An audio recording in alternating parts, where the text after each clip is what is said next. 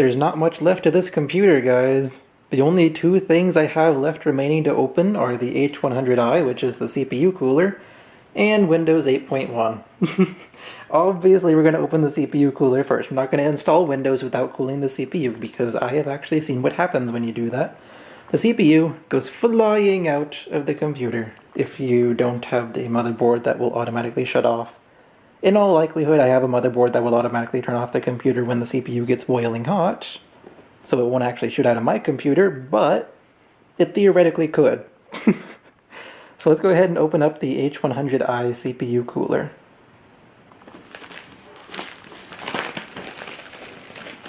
Off comes the plastic wrapping, and it's probably causing lots of noise in your headsets or your speakers. Yeah, there we go. The box. It's so cardboardy. So what's in this? How do I open it? There's my answer. This is how I open it. Okay. So, what do we get? We get a solutions guide for 2012, even though this is 2014. Apparently this has been sitting on the shelves for a really, really long time, maybe? I don't know. Hey, they advertise one of the cases I have. The H100D. It's the one... you guys can't see it from here, but it's the one I showed at the beginning of the first video. It is one of my cases that I was thinking about using, but decided not to use because it would cost too much. Not because the case would cost too much, but because the parts I need in order to use the case with this particular build would cost too much. So I just went the cheap route and used the same case that I already had, even though I already have both of them. I'm just rambling now. We also get an instruction manual, I think. This is an instruction manual, right? Quick start guide, never mind. It says quick start guide right there. So we get a quick start guide. Let's see what else is in the box. Styrofoam, and it's even curved. Look at that. It's curved styrofoam. Very high tech. Wow, there is a lot in here. Look at this. There's a lot of parts in here. That is more than I'm used to seeing with the CPU cooler. That was even more than I got with the H50, which was my previous CPU cooler. So two fans, two Corsair fans. You guys are watching in widescreen. I might as well show you side by side, not vertically. I think these are the pressure optimized fans, the SP series. I don't know though. What is this? I'm not really sure what this is. I think this is for Corsair Link.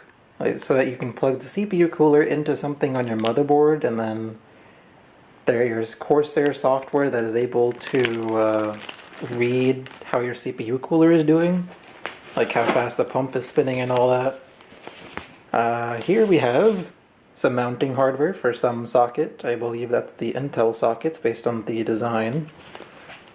Could be wrong though. A ton of screws, my gosh. How many screws do you need for a CPU cooler? Oh, I guess you do need quite a few because you have so many different sockets. That's true. So I answered my own question.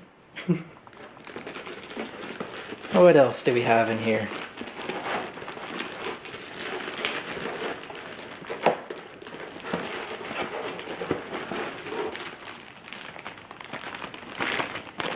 So the last thing in the box is the CPU cooler itself. Well, here's the water block. That's the thing that goes on the CPU. And then here's the radiator, which will do the actual cooling, and that's what I attach the fans to. So, yeah. Now that it's unboxed, I'm going to read the instruction manual, because I don't know how to install this on my computer, to be perfectly honest. So I'm going to read the instruction manual and then we'll install this thing.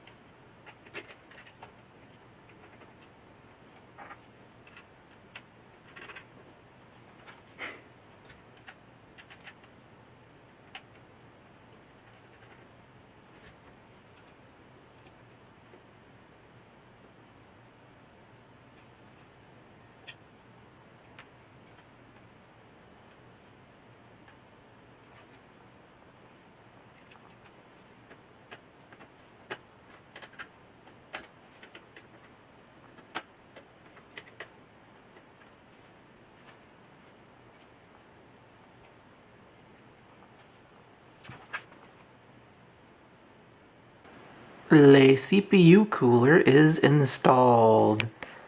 That was somewhat easy. So, there are the two fans and then the radiators above them, way up there. And then there's the water block on the CPU, and obviously the tubing going right in front. The Corsair logo there on the CPU block, water block, will light up, so I'm gonna have to do something with the tubes. I can rotate them here, like up and down, but I don't want to do too much because it is water cooling and I do not want to risk accidentally making a leak in the tubing. Because if there's water that leaks, guess where it's gonna go? Yeah. Down to the video card, down to the power supply, which is a really terrible spot for water. So, yeah. Speaking of which, I should probably put paper towels down here right above the video card before I do my first test run of this to make sure it works. In case there is a leak, although realistically if there was a leak I think it would have already leaked. So maybe there's not, but I should still put paper towels down there. Hopefully I remember to when I actually do my first boot of this computer. The CPU cooler also came with some extra cables. These are, well, there's two of these. Let me just hold one. What it's for is you plug this into the pump, which is right here on the CPU cooler. It's right over there. That thing's the pump. And then you plug these two things into your fans, which are the two up there. And you can control your fan speeds using the Corsair Link software. I'm just going to use a fan controller, so I've chosen not to use those wires. And then with this cable allows you to control the pump speed with Corsair Link. So like you can set it to have a certain flow rate per hour. You can have 800 gallons per hour. Is that even a valid number for water cooling? I have no idea. But you could have like 800, 1600, whatever flow rate you want for the water in the tubing. But I'm not going to use that either. I'm just going to have it run at 100%. At least I hope it runs at 100% when you're not controlling it, because like I've said a few times in this series, I do intend to make this computer a Hackintosh. I'll usually be running Windows, but every once in a while I will have to run OS X, even though I don't like it. And when I'm running OS X, I don't want the CPU cooler to be doing different things than it does in Windows. I want it to be doing the exact same thing. And the best way to make sure that happens is just to not use Windows-only software. So I'm not going to do that. I'm going to control everything manually. So, that's all I have to say about the CPU cooler. Well, I guess not. I still have to plug these in. This thing goes in the motherboard. This thing is for power to the pump, which is on the CPU block. So I'll plug those in later, not on camera, because it's just a quick thingy. And I think I'm gonna go to bed now, because it is late. It is very late, or rather very early, because I've been up all night. And I want to sleep, and then I'm gonna finish this computer tomorrow. So next time you see a clip or a video about this from me, it will be the next day in real life, or when I recorded this. Which would have been many days ago, because I'm done building this computer by now. Because I'm using this computer to make this video. So this computer has to work before you'll be seeing these videos. But like I said, I think I'm going to go to sleep, so that's it for the CPU cooler. If this is the end of an episode, hope you all enjoyed it. If it's not the end of an episode, then keep watching. Bye guys for now. I'm going to sleep.